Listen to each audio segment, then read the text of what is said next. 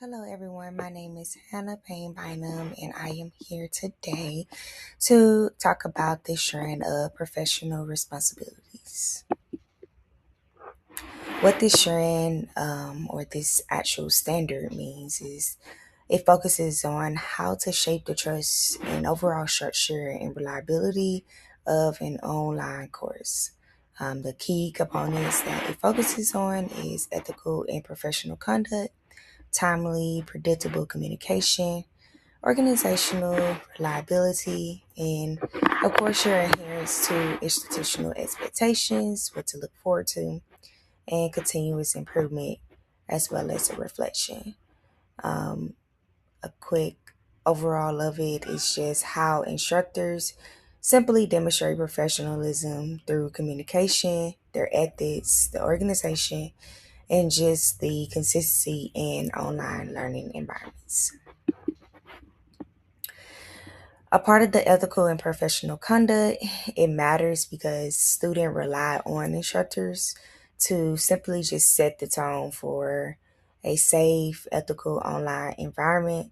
So, in order for you to do that, you have to obtain these characteristics of protecting student privacy and data, so making your students feel comfortable, modeling academic integrity, so making sure that you are holding yourself to a higher standard and not just your students, using respectful, inclusive communication, following school district policies, and overall just maintaining that professionalism in all digital interactions.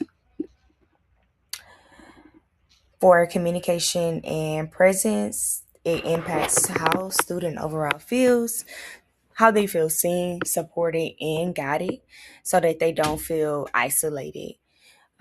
Responding to the messages with a stated time frame, so giving them the time frame of maybe 24 to 48 hours.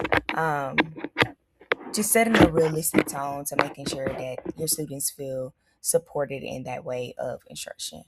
Posting weekly announcements is something that's imperative so that students can know what they could look forward to for the upcoming week. And of course, providing clear expectations and reminders while using supportive student centered language so that your learners could be able to understand you. The organization and reliability for the instructor responsibilities focuses on just making sure that you're keeping the course updated and accurate according to the syllabus. Oftentimes, professors they use the same syllabus over and over again, and there's nothing wrong with that. But making sure that you are accurately um, monitoring and modifying that information that is on there to fit the needs and expectations for that current semester. Ensuring that the links and tools are accessible for students to work, access to work, posting materials on time, and overall just maintaining consistent grading timelines. For improvement, professional group growth can include reflecting on teaching practices, making sure that you're using student feedback to adjust instruction, participating in professional development, and just a whole bubble of just making sure that you're updating the content for clarity, accessibility, and relevance. What this actually looks like in practice, it can look in different many ways, but this is just a quick, easy example for you all to reference. Monday, week at a glance has the announcement tab.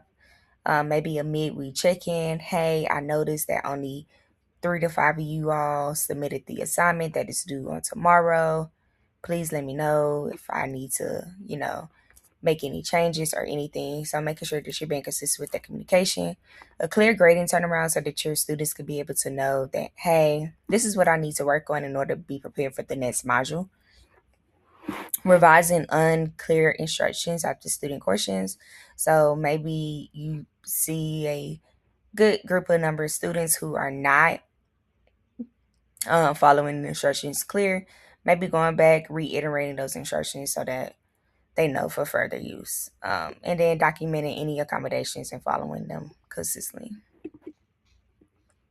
Practical classroom examples can look just similar to any one of these. All of these pretty much show a stable, supportive online learning environment. So, um, yeah, why this standard matters? Simply just because it just improves the course completion and engagement. It makes sure that you are creating a safe environment for everyone to feel comfortable enough to know that they are the learner and they are here for a purpose. So being able to build that trust can just also have your students reduce that anxiety of feeling overwhelmed or just feel as if, oh yes, it's just another class and I gotta get through.